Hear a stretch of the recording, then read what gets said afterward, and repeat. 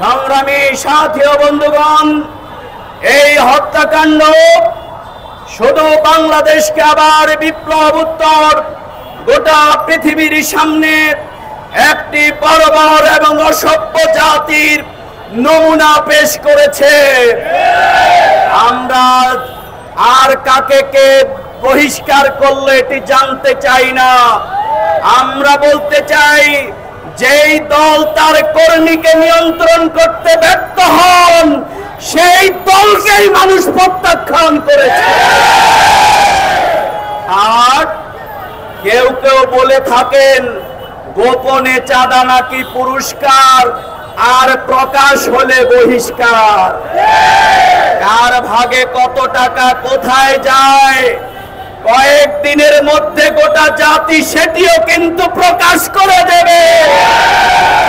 তাহলে আপনারা কিভাবে জাতির সামনে মুখ দেখাবেন?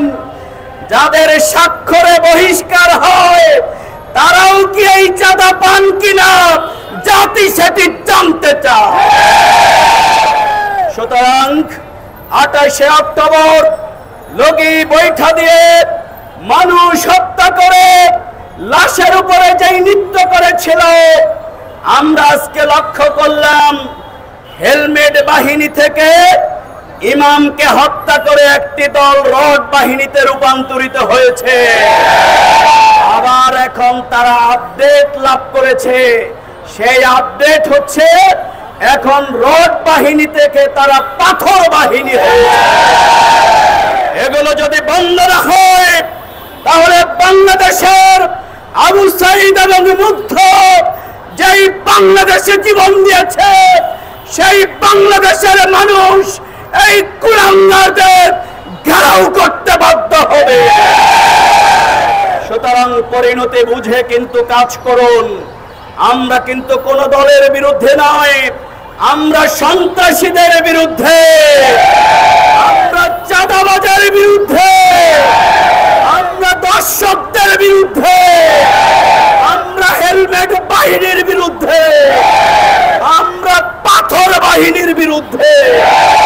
সুতরাং আর প্রতিবাদ নয়, আপনারা কি জনগণকে সাথে নিয়ে এই দর্শক, খুনি, চাঁদাবাজ এদেরকে জনপ্রতিরোধের জন্য প্রস্তুত আছেন কিনা?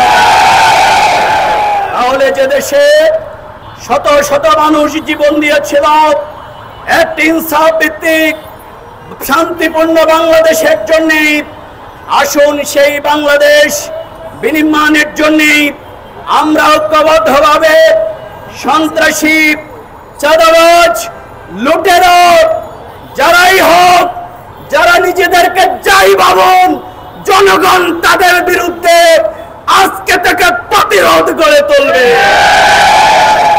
প্রশাসনকে বলতে চাই, যদি আপনারা কাউকে ভয়ে যদি ধরতে না চান, বিচার করতে না চান, অথবা কোনো কিছু ভেবে থাকেন, তাহলে আপনারা অবিলম্বে ক্ষমতা থেকে পদত্যাগ করুন।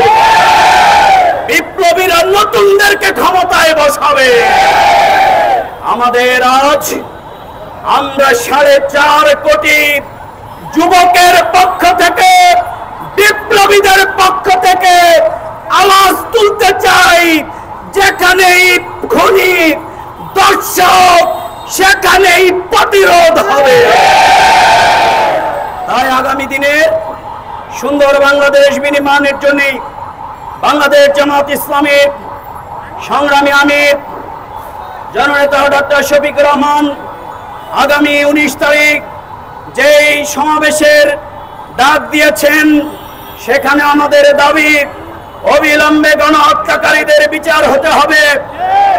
ওখানেও অবিলম্বে লেভেল প্লেইং ফিল্ড তৈরি করতে হবে। অবিলম্বে চাঁদাবাজি অপরাধ বন্ধ করতে হবে। জুলাই বিপ্লবের শহীদদেরকে পুনর্বাসন করতে হবে। এদেশের মানুষ আজকে এই যারা লুণ্ঠনকারী, যারা চাঁদাবাজ, যারা মানুষের উপর অত্যাচার চালায়, এদের বিরুদ্ধে অবস্থান নিয়ে আগামী দিনে সংসদে কোরআনের সমাজ কায়েম করবে।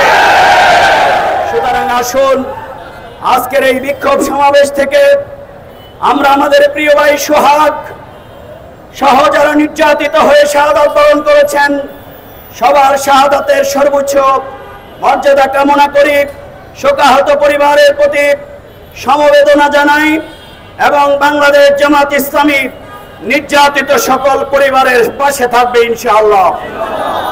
সংগ্রামী ভাইরা, তাই আগামী দিনের এই বাংলাদেশকে নতুন ভাবে গড়বার জন্য আপনারা কি প্রস্তুত আছেন?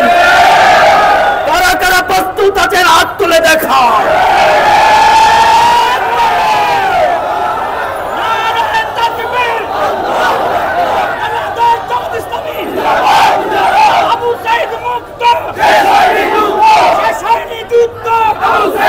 বাংলাদেশ জামাত ইসলামী আগামী দিনে দেশের সৎপন্থী রাজনীতিবিদ, আলেম ওলামা, দেশপ্রেমিক মানুষকে নিয়ে আগামী দিনে একটি ভোটের ঐক্য গড়ে তুলবে ইনশাআল্লাহ।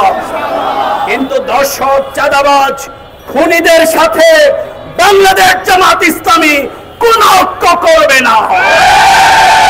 তাই আসুন আগামীর 19 তারিখের মহাসমাবেশ বাস্তবায়নের জন্য পাড়ায় পাড়ায়, মহল্লায় মহল্লায় আমাদের দেশব্যাপী নীরবে যে সন্ত্রাস, চাঁদাবাজি, লুণ্ঠন আজকে চালানো হচ্ছে, এগুলো বন্ধের দাবিতে আমরা ছাত্র জনতার ঐক্যবদ্ধ আন্দোলন গড়ে তুলি।